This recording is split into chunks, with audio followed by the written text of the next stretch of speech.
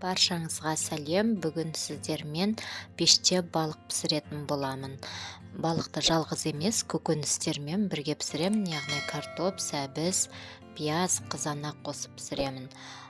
Балықты осылай бөліктерге бөліп аламыз. Менде бұл шортан балығы, сіздер өздеріңіздің қалауыңызша сазан немесе басқа да балықтар алуыңызға болады.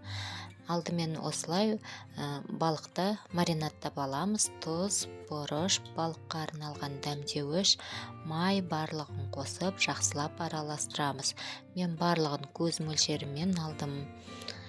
Осылай барлығын жақсылап араластырып 20-30 минутқа маринадтап қоямыз.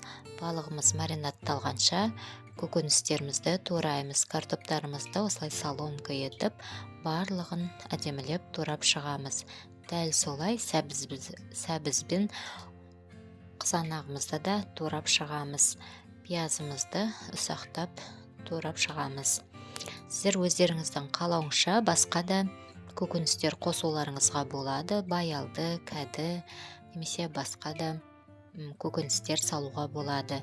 Лимонымызды осылай жіңішкелеп кесіп аламыз. Картопымызға тұз, бұрыш, май салып, жақсылап араластырамыз.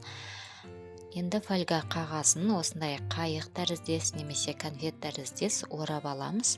Үстіне картоптарымызды саламыз.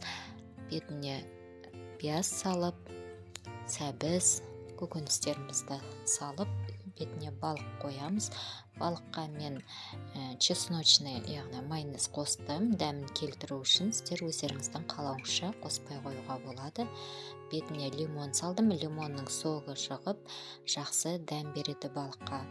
Осындай 5-6 порцияға барлығын салып шығамыз. Менде 6 порция шықты. Енді осыны қазір духовкаға 180 градуста 40-50 минут пісіретін боламыз.